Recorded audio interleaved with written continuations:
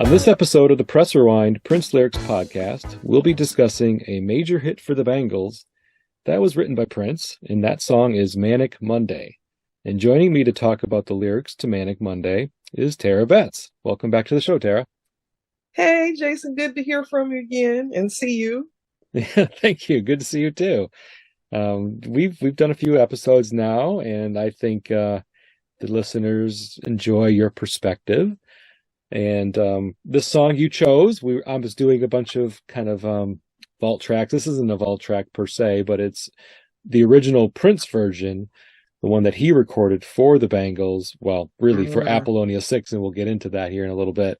The version he recorded ended up on the Originals album that was released in 2019, where there was a bunch of, we'll call them vault tracks, that became available to us that maybe we knew existed or probably predicted they existed, but never maybe heard all of them. There was versions of this song floating around before, non-Bangles versions, that I should say, including one with Apollonia's vocals. Also, we could talk about that a little bit too.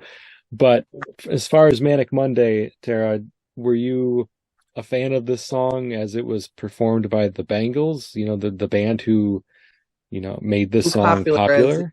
Yeah. Well, I definitely think it was, since I'm solidly Gen X at this point, it was definitely, it made me go back and think about all these girl bands from the 80s that were really, like, if you went roller skating or you had the radio on or you watched MTV at all, they were going to be on there. The Bangles was among them. I thought about the Go-Go's. I thought about Bananarama.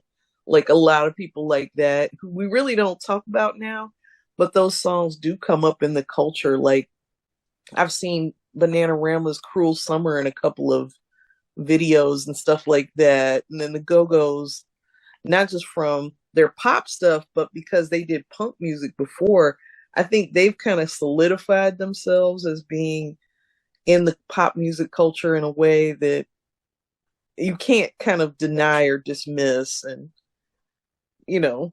being very much tied together with a bunch of other people. It's funny you mentioned that, because when I was listening to the Bangles version of Manic Monday on Spotify, the very next song that Spotify chose to play for me was Our Lips Are Sealed by the Go-Go's. So they know the algorithm. They know what other bands people who listen to the Bangles probably want to hear. They do. They do. Bands from that era. But yeah, I'm with you. I'm very familiar with the song from way back, and I was listening to the radio pretty heavily and watching MTV heavily in 85, 86 when the song was released and becoming popular. And I enjoyed the song, and it was one of those, again, where I think I heard it on maybe the Casey Kasem Top 40 Countdown, where he said something about Prince having written the song.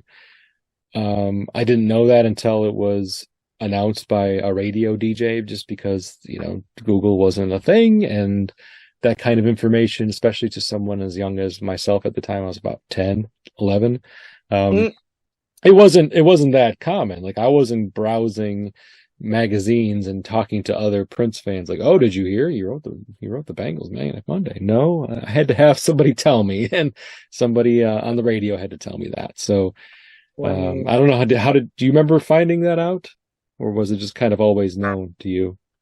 I think it might have been Casey Kasem, and I think I get a little sad about that sometimes, because I don't remember if he died and that's how he left or he retired.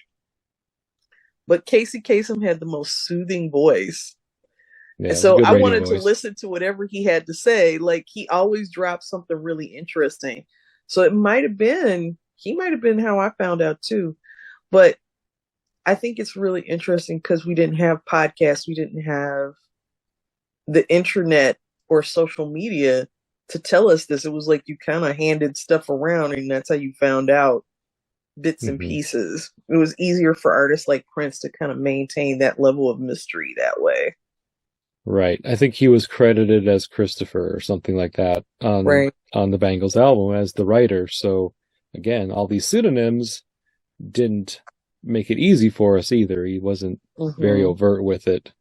and that's fine. I mean, eventually it all came out, but at the time, you didn't realize how much of a stranglehold he had on pop culture, on pop music, on the charts in general. He's If you weren't everywhere. buying, if you weren't paying attention or buying his previous work prior to like 1999, you might not have known that Shaka Khan's "I Feel for You" was a Prince song. Mm-hmm. You might not have known that Cyndi Lauper's "When You Were Mine" from a huge, massive, successful album, "She's So Unusual," was a Prince song if you didn't have Dirty Mind, um, because it wasn't necessarily a given that you could just look this stuff up. And even if somebody had told me, I remember back then, people would just share information, but you had to take it with a grain of salt. Like somebody could have been lying, or they Yeah, might have heard wrong or got it mixed up, and it wasn't Prince; it was somebody else that wrote it. So right. you just had to, when somebody with authority, like Casey Kasem said it, then it was like, okay, it's canon now. That's a Prince song, and now I know this, and I can Mm-hmm. put any questions to bed regarding Yeah, it's been who was the vetted. composer. Yep, I exactly. did think it was kind of cute though that he chose Christopher because if you think back to Under the Cherry Moon, what was the name of his character in the movie? Christopher Mhm. Tracy. Yep. So it's like, that's kind of cute. Yeah, yeah. Same era too. Same era. Yeah. Although, if we track this back, so let's track this song a little bit because it does have a bit of an interesting background. Mm-hmm. Because Prince didn't write it for the Bangles. Like he didn't think to himself, "Oh, this would be a great song for the Bangles. I'm going to write them a song. Mm-hmm. I want to work with them so badly. I'm going to write them a song." This song was intentioned for an Apollonia 6 Right. for their album, for their second album. I think it was. I don't think it was ever planned to be on their first album. I might be wrong on that one. If I take a look at when it was written, Yeah. Some people say he fell out with Vanity too. So I don't know if it was a Vanity Six song, but most people say it was an Apollonia Six song. yeah, and it's they mainly say that because I think by the time he finally recorded it, according to Prince Vault, his first tracking of this song occurred in February of '84. So I guess it could have been on the first Apollonia 6 song or first Apollonia 6 album because that wasn't released until later in '84. But it definitely by February '84, Vanity was obviously already out because Right. the whole movie had already been filmed with Apollonia as the lead by February of '84. So Mm-hmm. I'm taking that back. It was probably written with Apollonia 6's debut album in mind, if it was February of '84. But it obviously didn't make that album. I mean, we have the final configuration of the Apollonia 6 album, and it doesn't include Manic Monday. Mm-hmm. So it's interesting, like such a I don't know, seemingly a slam dunk of a track to include on an album that you want to have some pop success. Didn't include a song that was clearly written with pop success in mind. Yeah, I'm and not sure clearly, what the reasons for that was. yeah, and clearly written for like women too. Very much so, yes. Yeah, like I think the last song we talked about was that song that it was a song where basically a woman had covered it, and you were mentioning that and Prince had originally done it. Now I can't remember what it was, but in any case, regendering the song made it very different, even if you Hmm. just had a woman singing it. But I feel like this one, he definitely meant to be like, let me talk in the voice of this woman and think about her concerns. Like, what are the things that would be on her mind if she had to go to work on a Monday morning? Hmm. So there's some nice turns throughout the song that make me go, yep, I know that feeling. On Yeah, it call. looks like, well, we did an episode on "I Love You in Me." That was it. That was Yeah, it. I wanted to say I love you and me, but I didn't want to say the wrong song. yep, that's what it was. It was "I Love You in Me" from the Batman era. Yeah. But yeah, so the song clearly being written for a woman, for whatever reason, he did not decide to put it on the Apollonia 6 album. There is a version with Apollonia's vocals that has been leaked It's floating around out there. You can find it on YouTube. But also he was writing songs for Sheila E. at this time for her debut album. So I guess in theory it could have been a Sheila E. song, but it didn't. It ultimately didn't make it on that album either. So it kind of got just pushed aside for a little bit. Not for super long, but for a little bit. And I think, he intended it for, I think he maybe intended it for a duet, according to what I've read, between him and Apollonia originally, just like Take Me With You was.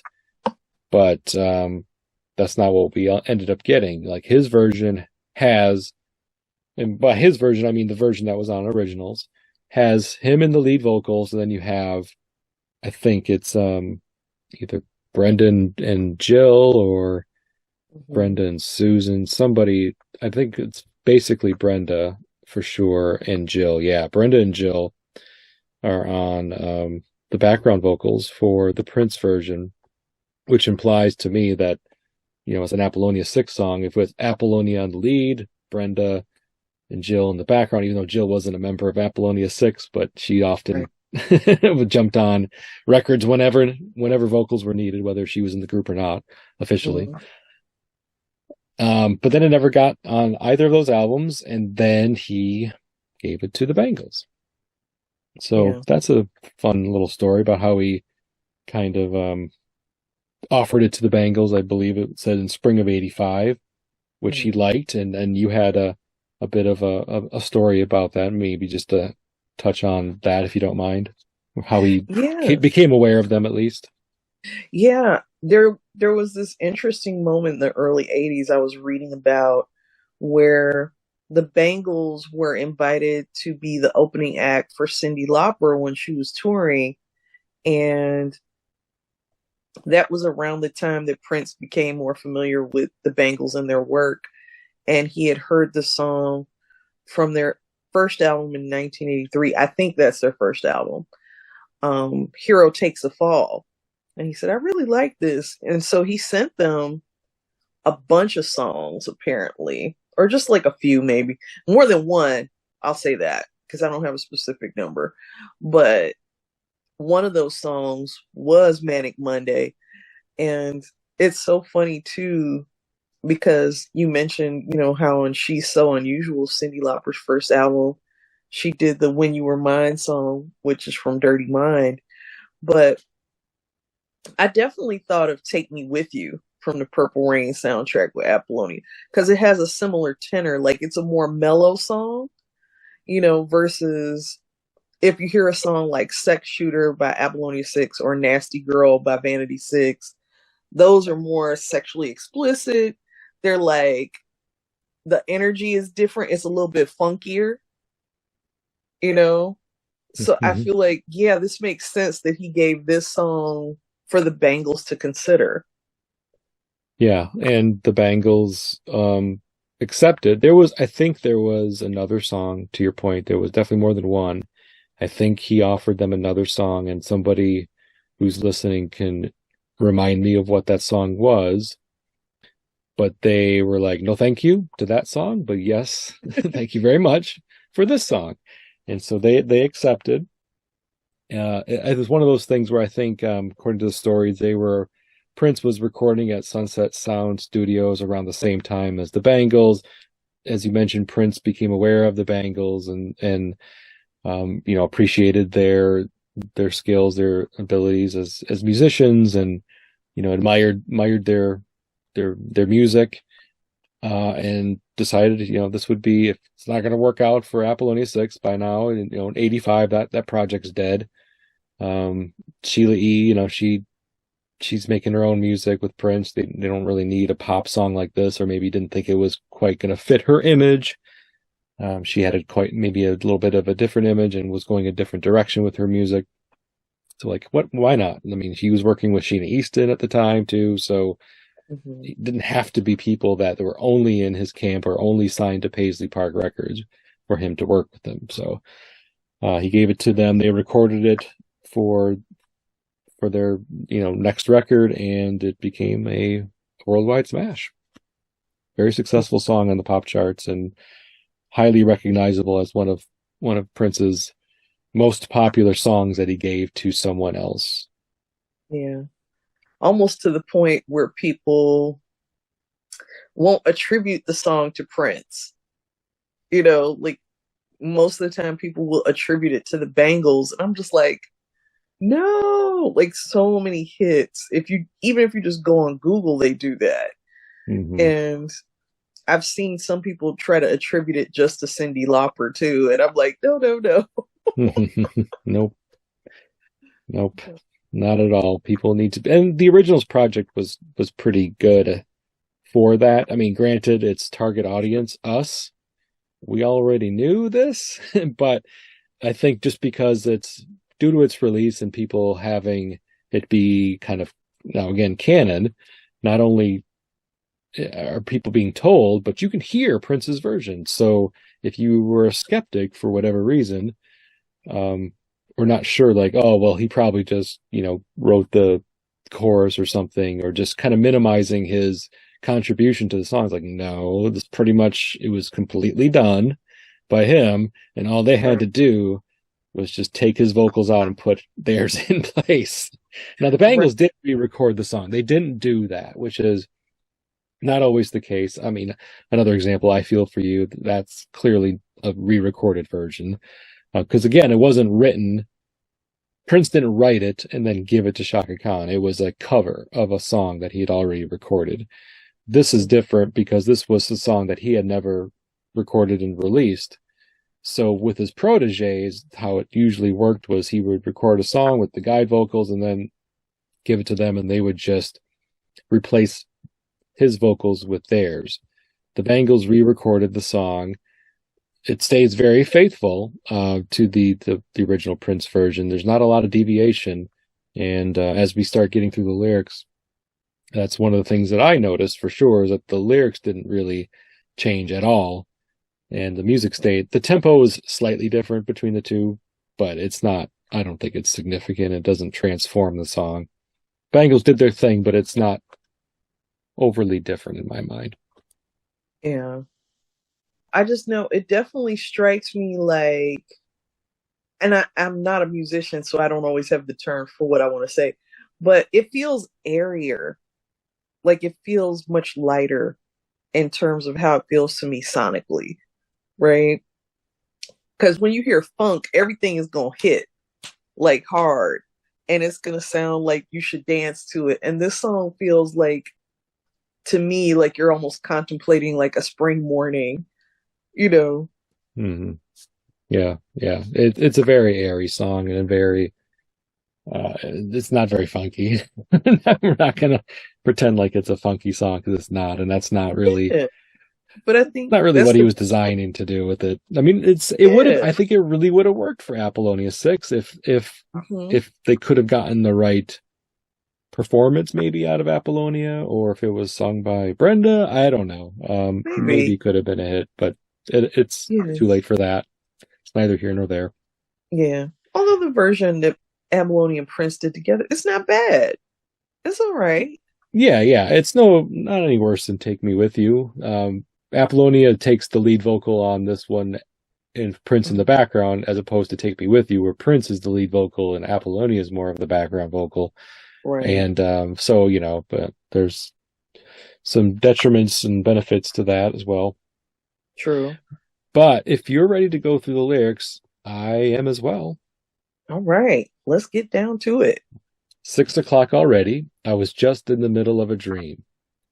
I was kissing Valentino by a crystal blue Italian stream. But I can't be late, because then I guess I just won't get paid. These are the days when you wish your bed was already made. So the reference to Valentino here early on in the song, I thought it was interesting just when I'm making connections on this show from previous episodes and previous songs. There's that reference to I strangled Valentino in Private Joy. And then he has the Valentina song from Minneapolis Sound from, a couple decades later. So these references to Rudolph Valentino, the the famous actor, Yeah. are intriguing. It's intriguing that this is kind of like his go-to when talking about, the classically handsome man. I just find Yeah. it interesting, at least. I do too, really, because one, other than he was like a huge film star and they called him the Latin lover, Yep. you know, um, some people really interpreted Rudolph Valentino as kind of like effeminate, like men in particular during his heyday. But the women loved him, which to me kind of reminds me of Prince too. Like, you know, he would wear his hair in this really stylized fashion, and he would wear this pink powder on his face that kind of looked like rouge, which I don't know how much of that might have been affectation for black and white movies that he was in, or silent films he was in rather. But I was just like, I said, okay, so a guy who kind of does some of the things that people socially expect women to do, but all your girlfriends want to be with him and all the men wish they were in his shoes. Like, that's a Yeah. very Prince thing to me. Agreed.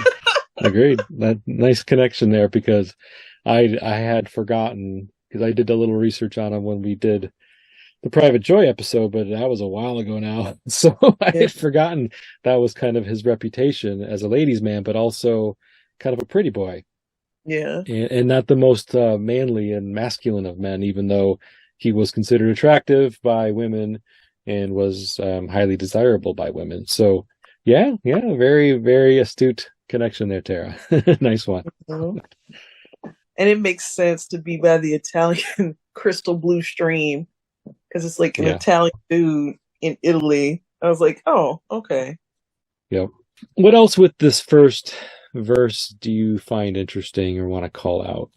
Anything in particular? Well, it's definitely a woman going to a 9 to 5 job, which the older I get, the more I see how a lot of pop singers want to write a song about people going to work. And I think that's because that's what people connect with, right? Mm-hmm. But that idea, I know I mentioned earlier, I said some of these things feel very gendered. And the idea of domesticity comes up in this song. And the first point where it hits me is when she says, "Those are the days when you wish your bed was already made." Right. Yeah. Mm-hmm. And it's just so interesting to me because it's like, yeah, I remember growing up. One of the things that, the elders in my family would be like, you need to make your bed. You need to make your bed. And then my brother's not the same thing at all. Interesting. Not that Yeah. same pressure. Yeah. So it's really telling, what you get trained to do other than go to work. Like, we're trained to go to a 9 to 5, but we're also trained to do certain chores as we're growing up, in order to Yep. feel like everything is orderly and neat in your mind. Yeah, and I find it interesting as well, maybe a little funny, that Prince, as you brought up, writing a song about somebody working a 9 to 5 job, a very ordinary, potentially ordinary existence, depending on how you want to look at it, typical existence. And Prince did not live that life. He never really did, as far as No. all of the accounts go. Even when he was, I'm sure he had, part-time jobs and whatnot when he was growing up, trying to make some money. But by the time he was out of school, music was his career, and it's always been his career. So the thought that, he's writing this song about an experience that maybe he's never really had, not in maybe in the way that he's describing it in this song, where it's like, I have to do this job to make a living and support myself, and, as we'll find out, a deadbeat boyfriend. But that's not really his. He's not relying on his own personal experience for that, and maybe just more the experiences of his parents or his other family members or friends, or just people who aren't musicians, who cannot make a living being in the arts. And so I just Or find that funny. yeah, it made me think too. It's like, and particularly I was thinking about Rosie Gaines, who left after working with Prince, and her career kind of like went, it evaporated after that. But um just how many women he actually worked with, and some of them their careers took off and some of them did not. A lot of them, right? Yeah, Or they had this moment where it was a flash. So I can only imagine that with all the women he met and all the women he worked with, he had to have heard stories that kind of put him in that mindset too, probably. sure. That would make a lot of sense, wouldn't it? To me, it would Yeah. anyway. If we move on to the chorus after the first verse, the chorus is, "It's just another manic Monday." And then you hear in the background, "Whoa, whoa. I wish it was Sunday, because that's my fun day. My I don't have to run day. It's just another manic Monday." Mm. The chorus is very simple. I think it's a nice, memorable chorus. The "I don't have to run day" is kind of fun to say. It's basically saying like, this is just my chill day, my relaxed day.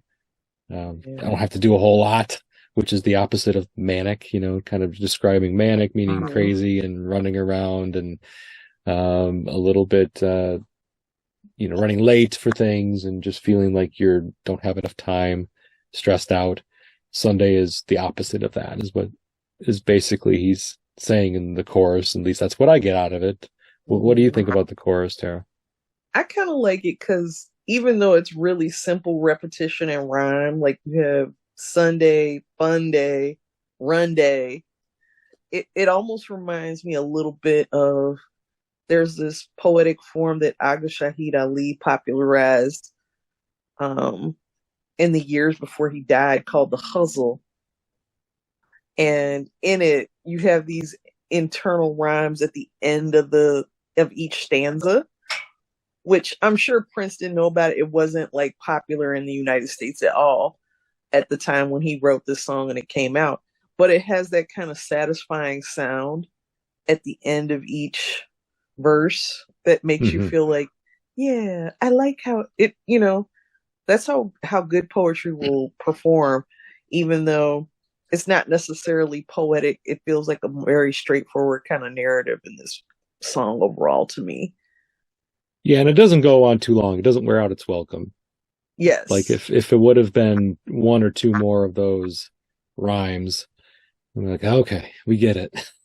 Yeah, we're done with this, sir. Yeah, yeah. Monday, Sunday, fun day, run day, then Monday again, and that's it. That's the chorus.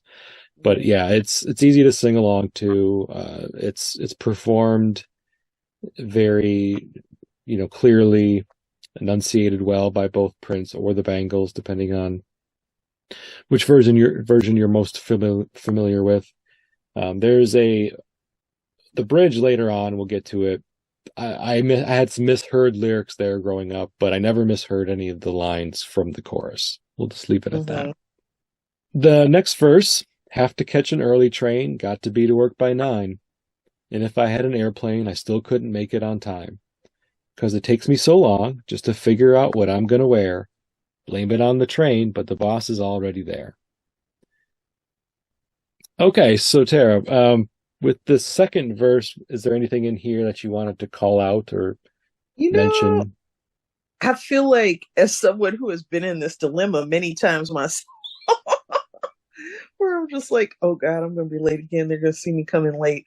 Like, and a lot of times it would, when you think about women having wardrobe malfunctions, like your clothes are tighter than you thought they were gonna be. There's a stain on it. There's, Mhm. it may be, you don't want to wear it because your body changes and fluctuates during the month. You're like, oh, right? It Yep. can be any number of things that just make you feel really off in the morning and it throws off the whole thing unless you're one of those people who sets out your clothes the night before. But even then, if you might set your clothes out thinking that this will work, and then you put it on and everything's Right. changed. And then you look up and then it's like, oh my God, it took 20 minutes to find. Like, I love that little minutiae of something so mundane in a song. But then also, you know, that dread that you're going to walk in and your boss is going to see you walking in late because they're already there. Yeah. You know, it feels very, again, I feel like just the voice and the fact that you're thinking about it makes me wonder if this was somebody's story. Yeah, it definitely could be. It definitely could be. I'm sure he's heard stories like this Mm-hmm. from his girlfriends or friends that were girls Mm-hmm. and family members, female family members. And again, I'm painting this again as a song to be sung by a woman. Right. Now, the I'm not trying to imply that men don't experience the same issues with clothes not looking right or fitting right, or going through your wardrobe like, what am I going to wear to work? I'm not trying to paint that as a solely female experience. True. But I think if Prince is writing this song to be relatable to the large percentage of the population, coming from a woman, that would be much more relatable than if this was being sung by a man. Because while a portion of the male percent population would be like, yeah, that's happened to me, there might be a portion of the male population be like, what's he talking about? I don't have that problem. And Right. yeah, there are probably some women that have never had that problem either. But I think, again, if we're just trying to generalize a bit, this would make a tad more sense and be more relatable to women and coming from a woman. Mm-hmm. And then too, I think it's interesting because I almost had this image in my mind of Susanna Hoff standing in front of the closet, like I hate everything in my closet. Mm-hmm.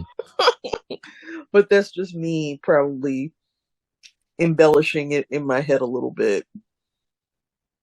Well, I mean, we have a visual. The Bangles were a popular enough group that we have enough music videos that they've created over the years. Walk Like an Egyptian for, a big one, another big one of theirs. Um, Mm-hmm. we can see them, we can visualize, the performers having seen them enough. So I do the same thing, Tara. It's not. Right. I imagine that the performer in the space and performing the actions that they're singing in these types of songs, the types of songs that paint a picture, that Mm-hmm. provide that kind of narrative story structure where you could imagine like it's a sitcom, or or like the start of a sitcom like the Mary Tyler Moore Show. It's the Susanna Hoff Show. She's getting ready for work. Her mean boss is upset because she's late again, but she's so charming and beautiful that everybody just forgives her. It's kind of one of those scenarios. Yeah. Everybody needs a good Lou Grant to say it's okay. Right. Gotta have the crusty boss, but deep down inside, kind and gentle. Yeah, and taking the train, using public transportation, a very urban thing too. Obviously, that's not something that people who live in rural parts of the country typically have to worry about, or that kind of experience. But we've all, even if we didn't grow up in that, you've seen enough movies and television to know that, yeah, that's a very common way to get from point A to point B in a large urban setting, is a train. So very relatable still. Okay, Yeah. so then we get to the chorus again, and the chorus is identical. I Mm-hmm. won't go through that, but then we get the bridge. All of the nights, why did my lover have to pick last night to get down? And then in the background, last night we got down. Doesn't it matter that I have to feed the both of us? Employment's down. But when she tells me in her bedroom voice, come on, honey, let's go make some noise. Time, it goes so fast when you're having fun. Just another Mm-hmm. Manic Monday. So this part I got a little bit confused because I thought even in his version that he said, when he tells me in her bedroom voice, Mm-hmm. instead of she tells me in her bedroom voice. Because I know in the Bangles version, she says, but when he tells me in his bedroom voice, come on, honey, let's go make some noise. But according to the transcribed lyrics that I'm looking at, right, he changes that pronoun to she and her, which again, which if it's being sung by Apollonia 6, that wouldn't track. yeah. So that's a I little was confusing. I was wondering about that too, because he doesn't always change his pronouns. No, not when it's clearly intended for a different gender to sing. Like when he writes a song, for Makeup as an example, we heard Prince's version of Makeup on Originals, which Mm-hmm. was clearly written for a woman, performed by Vanity Six by Susan Moonsey, and that doesn't include any type of changing the pronouns to make it fit his vocals.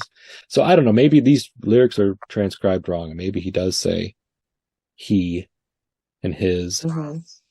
So I when I listen to them, I don't hear a difference. So when I'm reading them right now, I'm like, huh, is that right? Um, Right. Or was I it could, just, yeah. he having one of those precocious moments where he's like, look, I'm not singing to no band. Like, I I feel know. like he had moments like that in interviews and stuff where he Yeah, try to yeah, get a little sassy about it. And I'll be yeah. It like, was the whole bad thing with Michael Jackson. Your butt is right. mine. No, you're not telling me that. Your Yeah. butt is It mine. kind of made me think about that exactly. But Yeah. yeah. And I also feel like it's one of those pronoun changes that either one, somebody did that in their transcription, which happens a lot on the internet where they just put Hmm. what they think they want to put. But those are probably easy to shift out of, in and out of, right? Like Yeah. Very, all he had to very put is easy. he and his and it's done. Right. And so again, if he wrote this song with the intention of it being sung by a woman, it ended up being sung by a woman, even if it wasn't the original intention.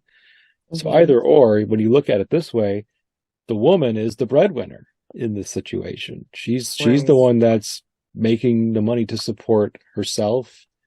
And I called him a deadbeat, but that's maybe not that's maybe not fair.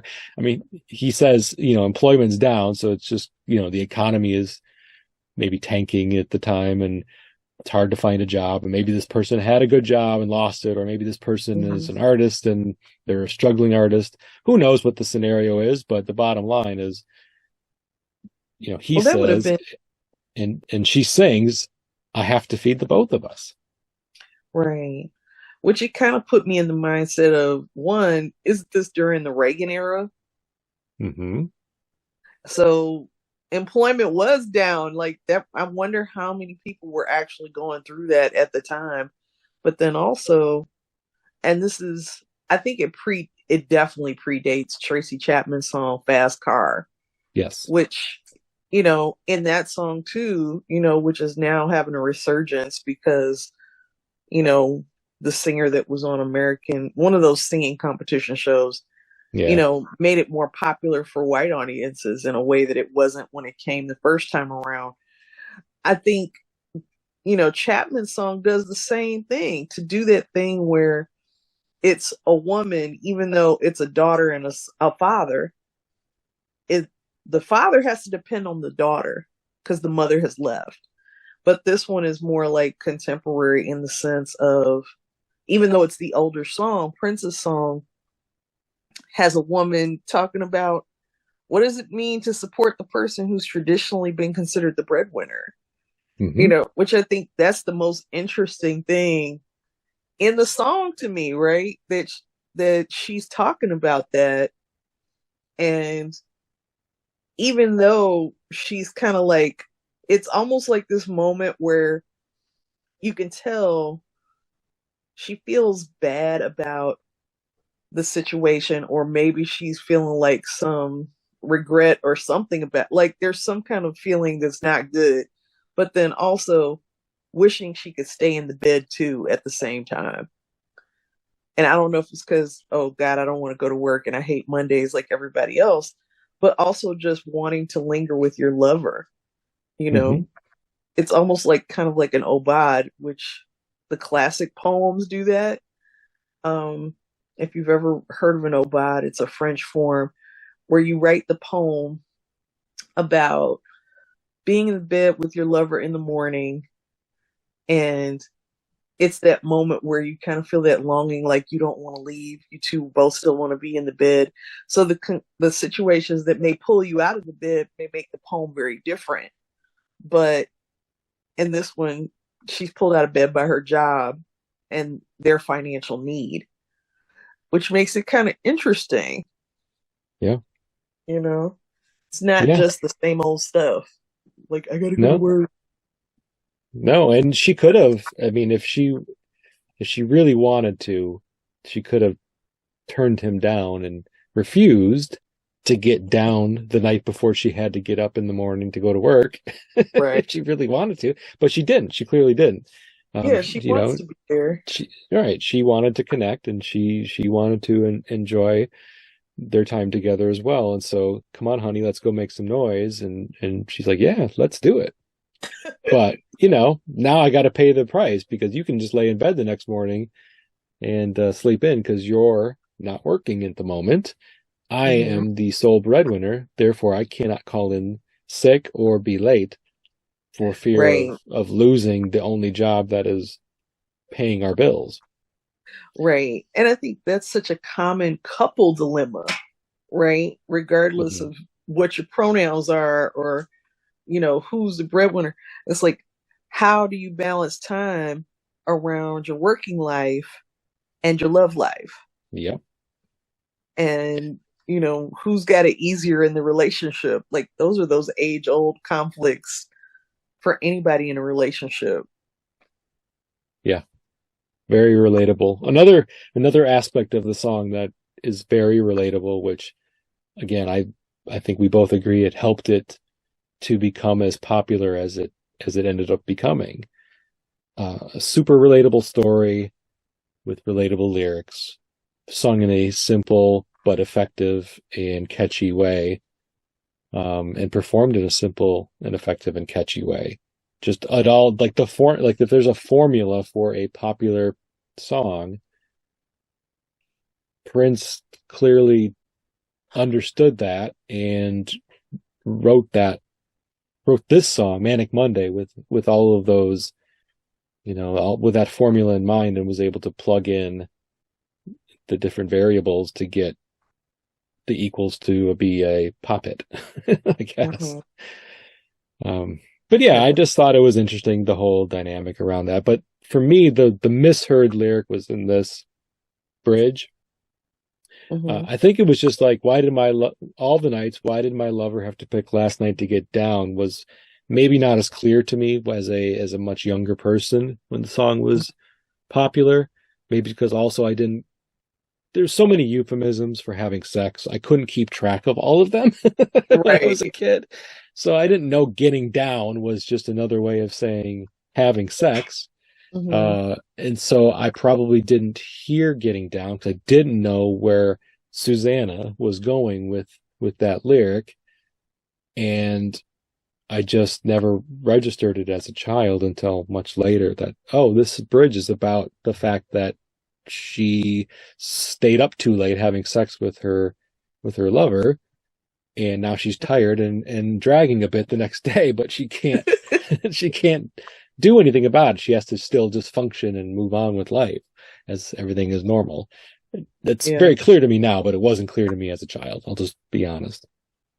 I mean, looking back on it, I do recall it being like, I knew it was a love song as a young person, um, where there was some kind of closeness, but I always remember too, like her phrasing, and by extension, Prince's phrasing, because the stuff on the originals album, it sounds like pretty much she takes his phrasing for it anyway. Um, I always remember her saying all of my nights, like it's emphasized more than the other words in that particular verse. And I was just like, oh, I could see how you would remember that as the first line in that break. But the rest of it is not, she doesn't say it the same way, No. you know? And of The course "Come you're on, going to remember honey, the let's go chorus. make some noise" part was a part that I also very much remembered, and I'm like, didn't quite understand what going let's go make some noise. I didn't Yeah. necessarily know what that meant either. There's just Hmm. too many different ways that that could be interpreted, especially when you're young. Right. And we know, like, if you listen to enough Prince records, there's always a euphemism for sex and sexuality. And sometimes they got really esoteric, like some of the ones on Love Sexy and stuff like that. Oh But yeah. this one is pretty straightforward, and you could tell it's just like, I'm gonna do this skate by reference that would pass on the radio almost. Hmm. So it kind of lends to what you were saying earlier about like the formula for a pop song that's really could be successful. Yeah, and it's really the thing that this mention of, having, we'll say, a vigorous sex and lengthy, we'll call it a lengthy sex encounter, that makes it very 80s Prince. If you're thinking of the different songs that he wrote for other artists or were Hmm. recorded by other artists, like what's a common besides being a well-written song, because we don't want to just filter Prince down to being sexual, but besides being a well-written song, one of the common denominators to a lot of Prince's hits for other people was its sexuality, or the insertion of mentions of sex, whether it's in the bridge, in the chorus, a line here or there, somewhere. Like, okay, well, this, you can't have a song just about a woman who's just struggling with her day to get to work and maintain her sanity. There also has to be a mention of her having a wonderful sexual encounter the night before with her boyfriend. Therefore, she's very tired and not really wanting to get up to go to Yeah. work. Yeah. Which, I mean, one, you can only fit so much in a song, but I do like that there's some interiority in it, right? Like you hear some of what she's thinking in the song. That has nothing to do with him. Like we don't even really hear anything about him till you Nope, get to the end of the song, which I kind nope. of like. Yeah, it's not about him at all. He's just Yeah. brought up until the very end, or towards the end, when she has to make another excuse to why her day is not going as planned. Right. Which I think that's really relatable too. Hmm. Yeah, we all have our lives, and we all live our lives on our own, even if we live with other people. The vast majority of our daily life, especially on, weekdays or working days, we do it solo. We Yeah. get ready for work solo. A lot of times we're eating breakfast solo, just on the run, or because we have to get up at a different time than somebody else, or get to work at a different time than somebody else that we're living with. We spend a lot of our day away from our families and partners.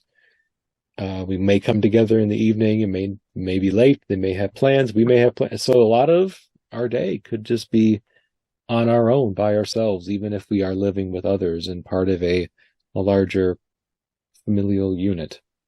Hmm.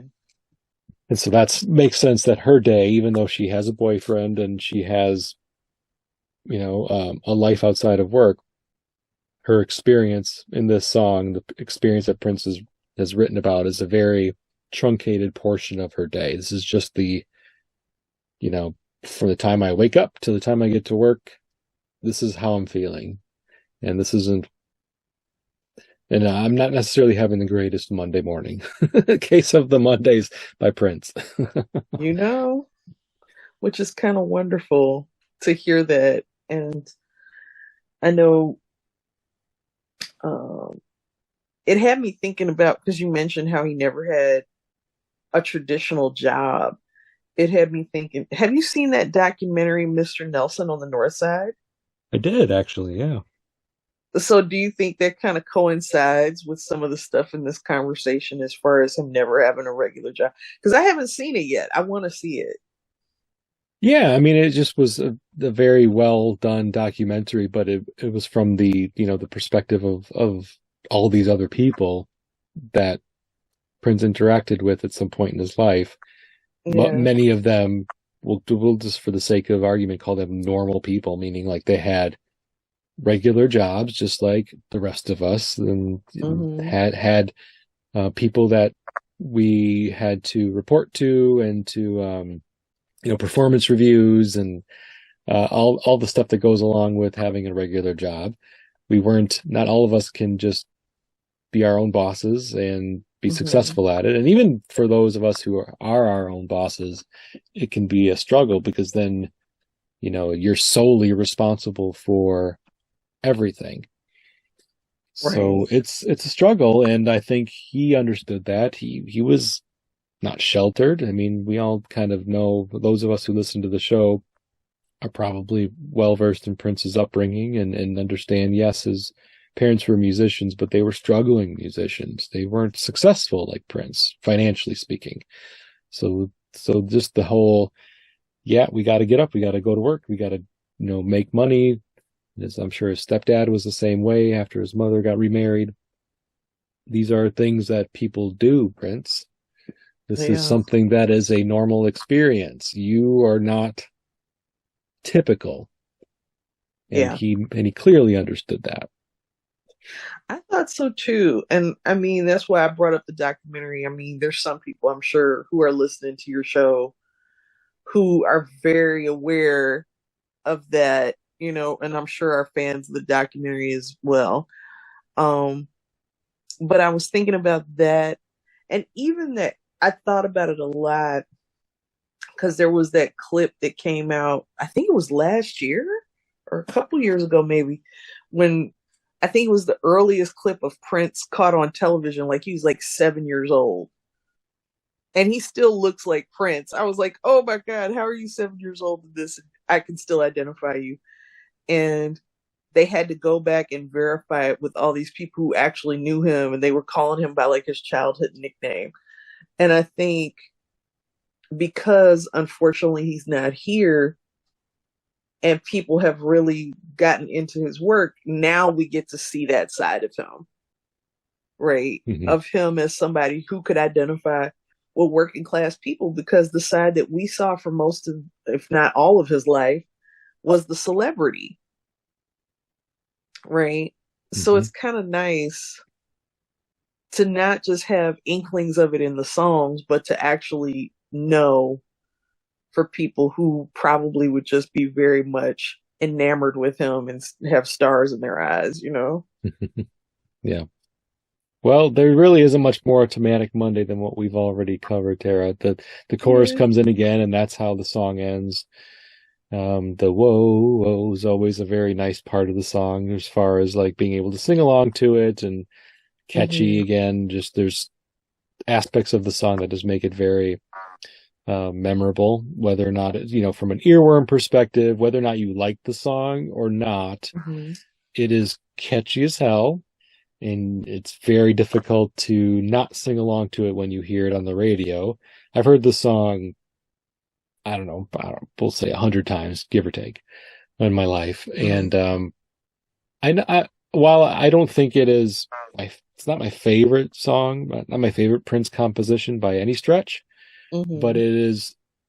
it's a very good and well written song that I cannot deny, and its popularity is well earned, in my Yeah. opinion. And how many songs have an alliterative title with M's? You know, Yeah, like I don't know. Good I, question. I'm just entertained by that sonically too. As a But writer, that would be something you would pick up on, wouldn't it? Manic Monday, like you just want to be like, Yeah. but I did feel kind of like the one thing that was interesting in looking back at this song is like how there were so many covers, and they're mostly women, like the Billy Joe Armstrong Green Day with Susanna Hoffs is the only one by a guy that I found. And then to have two of them that I found that were by these Japanese artists, I was like, it kind of was interesting to see the reach, because I think there was one by Shiho, Nanba that's on her cover album called Choice, but then there was another one by this Japanese artist who goes by Bonnie Pink, and she sings it in English. So I'm like, okay, what's happening in Japan that they keep coming back to this song? I don't know. Maybe it's a karaoke favorite, or one of the two artists popularized it and the other one said, I want to do it too. I don't know. Yeah, but something in the water. Yeah. It's always kind of interesting to see how songs travel that way. Well, Tara, do you have anything else to say about Manic Monday? Because if not, we'll call it. We can take a wrap on it for now, but it's always a pleasure and to chop it up and think about the poetics in Prince songs and how they change, or how they kind of, there's layers of meaning in them, even though they're deceptively simple sometimes, right? Yeah. Case in point, Manic Monday. Deceptively simple, but there's more going on than I think I, for sure, initially thought when I was preparing for this episode. Let's put it that way. Mm. So can you share maybe with the listeners, the audience, any social media sites that you'd like to point them to learn more about you or check on you? Well, I am actually on Instagram. I'm shying away from the microblogging site that is now owned by Elon Musk a little bit more. Fair. But and so if you want to find me there, I'm at Chi-Town Bets. I think it might be Tar Bets Chi-Town. Somebody hacked my original account, but I'm definitely on there. Go to the one that has the most recent updates. And I'm still just, bopping around. I'm teaching mostly at DePaul University here in Chicago, but there you can find me. You can still find me on Facebook. So, yeah. Okay. I'll point him in that direction, Tara. Thank you. Sounds great. And I hope you have a good Monday and many other days. Thank you very much.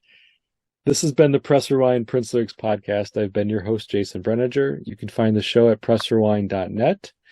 Also on social media, the various locations, Instagram, Facebook, Threads, X, YouTube. So check them out if those are your social media platforms of preference. And until next time, thank you very much and goodbye.